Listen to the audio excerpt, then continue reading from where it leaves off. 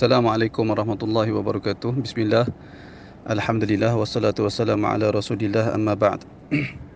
Untuk soalan dari Haji Haji Azlan Osman berkaitan dengan zakat pendapatan, jika Tuan Haji maksudkan tidak ada hadis secara jelas tentang zakat pendapatan itu, ya, betul lah perkataan tu. Cumanya para fuqaha ni mereka dari sudut ibadah zakat ni, dari sudut zakat mereka melihat zakat itu diwajibkan kepada harta yang dimiliki oleh seseorang.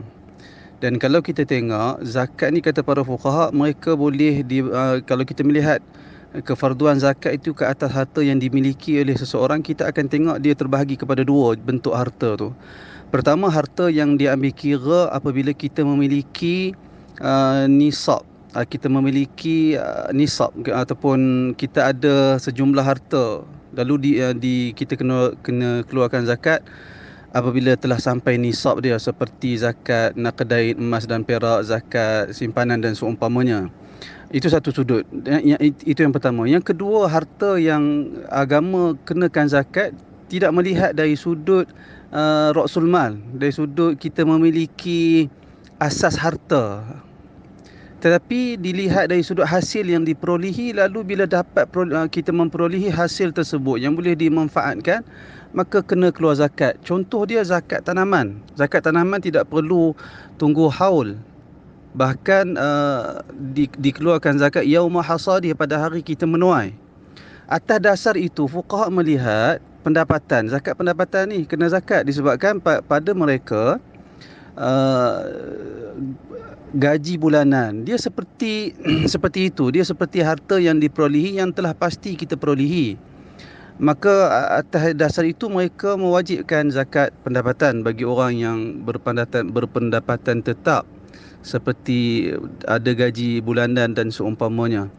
Kerana melihat dari sudut tu, kerana kata mereka mustahil agama mewajibkan zakat ke atas petani dan tidak mewajibkan zakat ke atas orang-orang yang berkerjaya bergaji besar.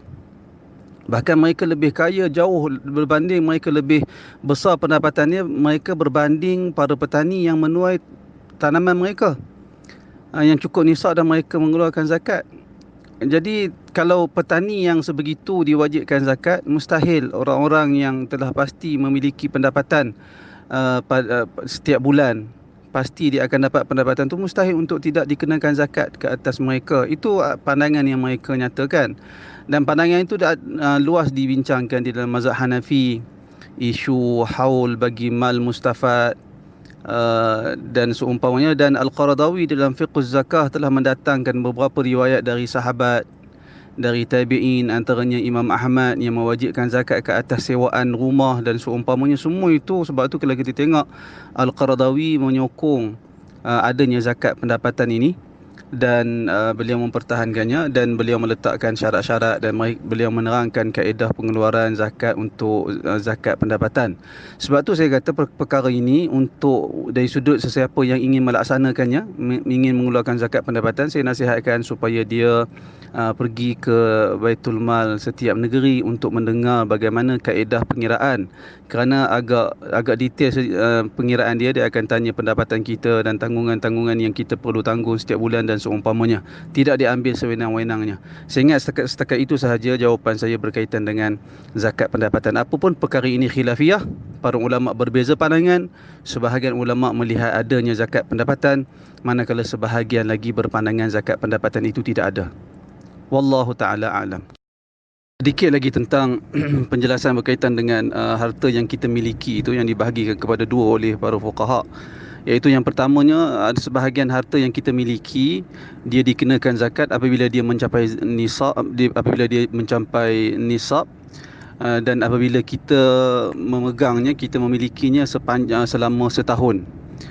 Jadi kita kena bayar zakat. Itu harta yang satu kumpulan. Yang kedua, harta yang kita miliki sampai nisab tetapi tidak perlu kepada tunggu haul. Contoh dia seperti zakat tanaman tadi, yang dikeluarkan zakat sebaik sahaja kita menuai, kita memperolehi hasil tanaman kita. Atas dasar itulah fuqaha mengatakan zakat zakat pendapatan itu mirip kepada pertanian tadi ni, harta yang dimiliki melalui proses pertanian.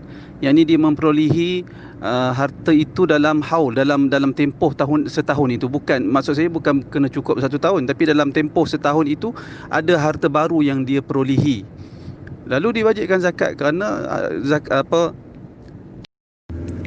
lalu atas dasar pemikiran yang sebegitu, dasar kefahaman yang sebegitu, disokong dengan zakat terhadap mal mustafad, seperti pandangan daripada Imam Ahmad yang mewajibkan zakat ke atas sewaan rumah dan beberapa riwayat yang ada dari sahabat dan tabi'in. Maka sebahagian ulama mereka berpandangan adanya zakat terhadap terhadap pendapatan, zakat pendapatan. Wallahu a'lam. Saya ingat sekadar itu saja. Mudah-mudahan boleh faham dan ada manfaat untuk kita semua. Wallahu a'lam.